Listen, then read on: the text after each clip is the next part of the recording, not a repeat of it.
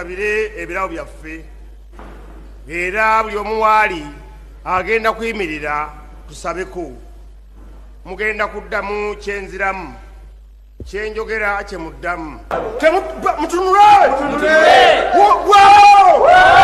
Wune omubbi! Mujje!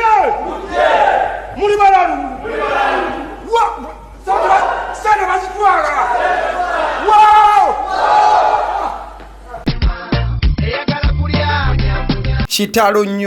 Kitalo nnyo nnyini ddala. Mwana mulenzi amanyiddwa nga Mese Bontwe okuva mu Amarula family. Oyo no golaba wakati awo ekifaananyi kibawadde kawunguko. Kale kambawe ku posta emu kwezo ze bakolanga ne Amooti omubalanguzi oba Amooti wamu ne Pado Bitama kati naye omugenzi.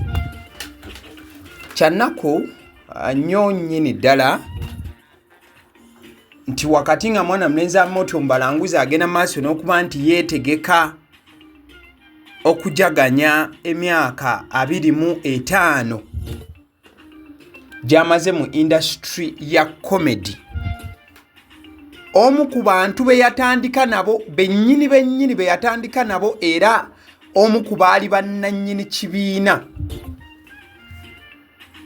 eky'Amarula family. Mwana mulenzi amanyiddwa nga Mese Bontwe avudde mu bulamu obw'ensi eno. Amawulire gano we gagendedde maaso n'okuba nti gatuukawo gatuusewo ssaawa zibadde 6 ez'omu ttuntu e Uganda. Wabula nga mwana mulenzi ensi gy'abaddemu zibadde ssaawa 7 ez'ekiro. Ntegeeza mu state gy'abaddemu eye California. Mese Bontwe ku kifaananyi ky'oli mu kulaba ye gayi ayina akaviiri aka langi etali ya black. Abasigadde abayina akaviiri ka black kwe kuli Amooti omubalanguzi alumye olugalo mu kamwa wakati ate ono asembyeyo sayidi eno ku mukono ogwa ddyo ye Pade Bitama oyo naye nga bwe twogerera mugenzi. Amawulire g'okufa kwa Mese Bontwe gagenze maaso n'okuba nga gatubuulirwa munne bwe babadde babeera e California oba mwe bawangaala e California mu ssaza eryo e California omukulu amanyiddwa nga Grace Sekamate nkakasa bukakasa nti mumumanyi bulungi. Okay, ekifaananyi kye ndi mu kulaga kye ky'abasatu bonsatule nga bwe bagenda nga maaso n'okuba nga bakola comedy eyayanaamiriza eggwanga lya Uganda era nga kyonna kye bagenda nga maaso n'okuba nga bakola. Abasatu bano be baali obwongo emabega wa comedy gwe mwalabanga ow'Amarula family.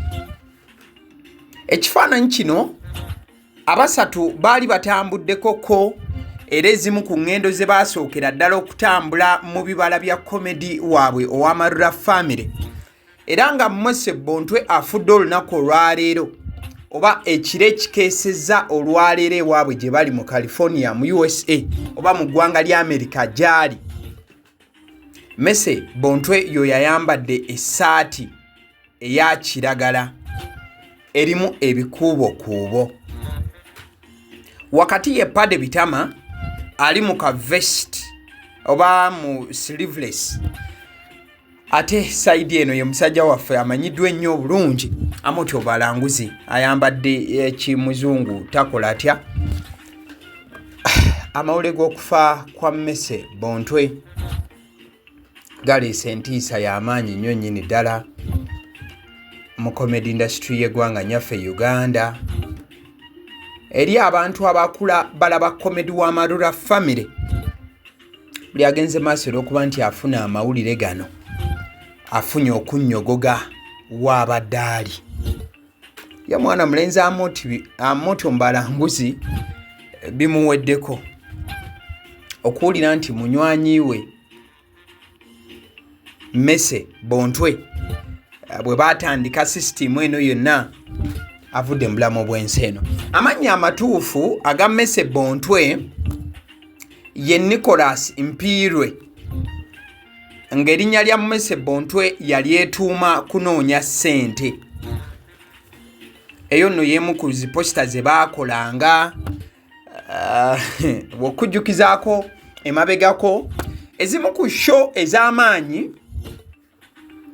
Bano batandikira wali saidi z'Enankulabye we baategekeranga eyandibadde nga karaoke awo ku Chase Johnson oba si Chase Johnson ku Chase ebbaala eri erya Chase nga mwana mulezi oyo Mese Bontwe by the way ye yabakuliranga bonna era ye yalinga boss kabejja. Era bano ensanje eziwererako ddala ensimbi z'abatabulamuko. Era ojja kujjukira balina olugendo lwe baali bagendako ko ebweru ne lubakyankalanya nnyo nnyini ddala.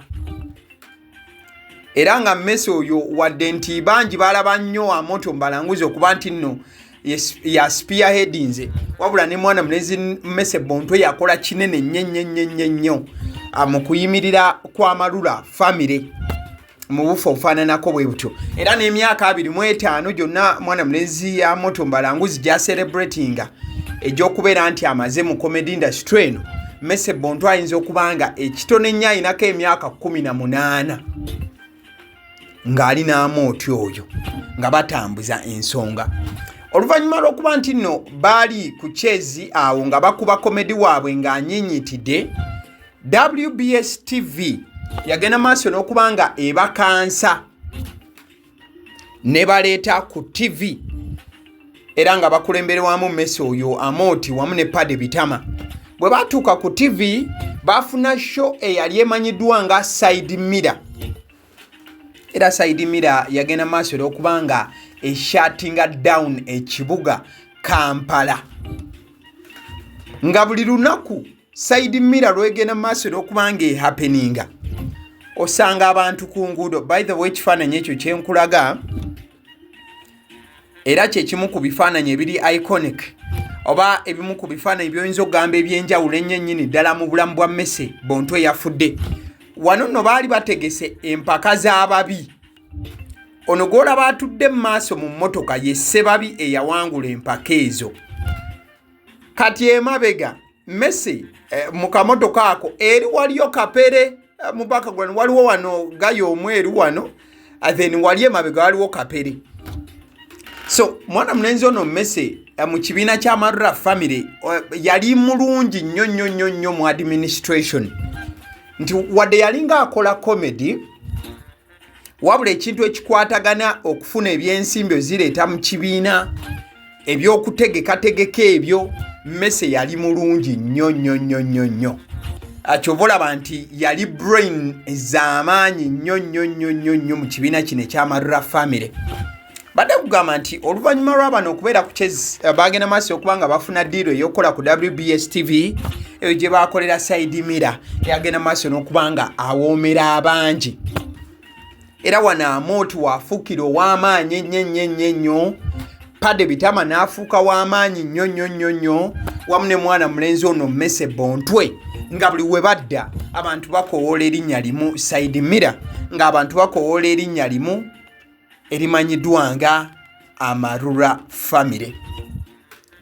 Bano nno batandika okuba nga bayimba n'ennyimba. Omwali mwana mulenzi oyo Amooti Mbalanguzi okutandikira ddala okuyimba ennyimba ez'enjawulo. Ne mwana mulenzi ono Mese Bontwe yennyini yayimba. Bw'oba otunuulidde vidiyo eno ntandise n'akayimba akamanyiddwa nga enkoko. Enkoko ekookolima eyagala kulya munyamunya. In fact Mese Bontwe mu kuyimba music owa comedy ali serious yasooka ne Amooti Mbalanguzi. In fact si yeyeka waliwo ne gayo omulala era ali ku ttiimu ya Amooti nga nakati akyatambula ne Amooti. Gayo bamuyita Eddie Kigere. Eddie Kigere naye yafulumya akayimba akamanyiddwa nga enki. N'abasanze bazisika bazze eno simanye ennyiriri za Bible n'ebiringa ebyo. So abo batandika wamu ne Amooti Baranguzi n'abeegattako Amooti n'akuba owoolubina n'endala nnyingi ezagenda maaso okubanga azigatibwako mu layini efaananako bw'etyo. Nyongera kusiigira kifaananyi kya mwana mulenzi Mese Bontwe atufuddeko ate n'okulaga olugendo lwe ne amaanyi ge yateekawo nga Amarula famire eyo etambula n'okubeera nti efuuka ekyenjawulo. Abangi kyemugenze maaso n'okubanga mutegeera. Wabula tuba tuyingira emyaka egya 2012 Amooti Baranguzi yagenda maaso n'okuba nti afuna obutakkaanya ne Mese Bontwe oyo. Ojja kujjukira nti ate Pade Bitama ye yali amaze okuba nti ava mu bulamu obw'ensi eno. Amooti okufuna obutakkaanya ne bano yagenda maaso n'okuba nti yabeeyawulako ye n'akola ekibiina kye kimanyiddwa nga the new Amarula family, ate bo ne basigaza Amarula family. Wabula teyagenda maaso na kubanga ebaako kyekolawo ekyenjawulo wadde nti Amooti ye we yasigala nga atambula ebibye byagenda maaso n'okubanga bikwatayo. Oluvannyuma nno lw'ebyo byonna nga bitandise okubanga tebitambulira bulungi mwana mulenzi Mese Bontwe. Mese Bontwe yayingirira ddala ebya radio presenting mu buufu ofaananako bwe butyo. Era mmwe abagoberera media industry y'eggwanga nyaffe Uganda amukijjukira bulungi nti Mese Bontwe yatandika okugenda maaso n'okubanga akola wali ne Abuchaze wamu ne Sharita mutaawe omukyalo oyo ategeka emikolo egy'embaga. Mese Bontwe yagenda maaso okubanga batandika okubanga bakola program ku Super Farmer 88/5 ebera 88/5 Super Farmer. Mwana mulenzi oyo nno Mese yagenda maaso n'okuba nti obulamu atandika obbukwasaganyizaawo ku radio, era yagenda maaso n'okuba nga aweereza abantu ne banyumirwanga nnyo buli kawungeezi ashoye ne Abuchaze wamu ne Sharita mazima wanvu bashanita mutaawe omutegesi w'emikolo abantu baginyumirwa nnyo. Wabula wakati nga Mese Bontwe aweereza radio yawuliranga ekintu kirabika tekigattako bulungi, akasimbi nga tekakyajjanga bwakeetaaga nga bwe gambye nti ye musajja yabeera nnyo mu bulamu bw'okubeera oba kiboosire here and there. Mwana mulenzi Mese Bontwe yagenda maaso okubanga alinnya n'ava mu ggwanga nyaffe Uganda agenda anoonye kyewandiise greener pastures, era yatuukira mu United States of America oba gyoyinza okuyita America. Mwana mulenzi Mese Bontwe we yatuuka mu America yava wano ng'asuubiza banne omwali Jenkins Mukasa Edison n'abalala nti yali wakudda mu weeks ntono nnyo. Kumbe yali alimbye balimbe, yali agendedde ddala maaso kuba nti abukala mu America. Era mwana mulenzi oyo Mese Bontwe bwe yatuukayo ekintu kyamubeerera kirungi nnyo nnyini ddala, era teyaddamu kulabwako ku nguudo za Kampala.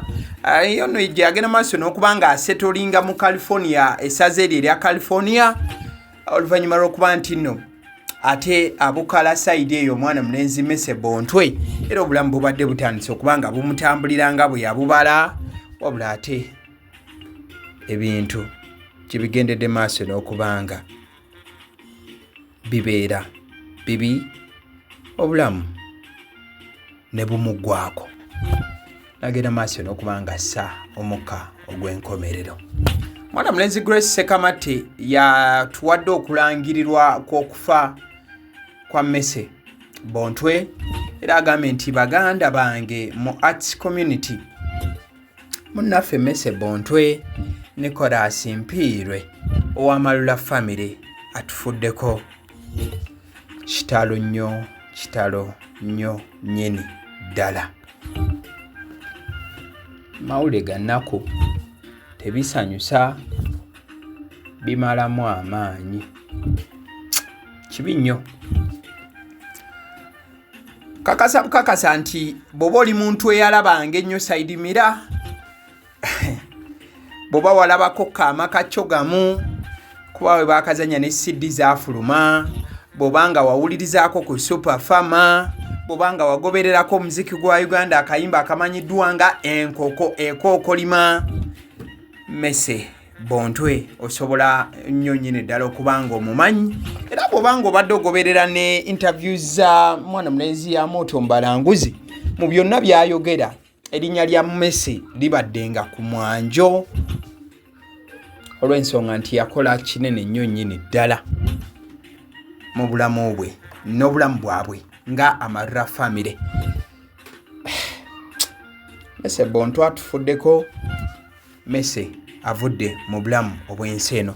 Anja kukolayo show eri very special ngeri 100% dedicated to Mese Bontwe. Anja kufuna one of the Amarula family pioneers ajja okuba nti atuweera ddala emboozi ya Mese Bontwe atunyonyole kuviira ddala akana n'akataano mbuufu ofaananako bwe butyo. Abasiddi omusunsuzi lyerinnya eryange agaliwo gwe mukutu kojja information ekwatagana ne entertainment nga information eyo teyeekubira. So bw'obanga leero lw'osoose okulaba omukutu guno genda maaso n'okuba nti olikinga video eno osubscribinga. Rest in peace Mese Bontwe, umula mirembe muganda waffe.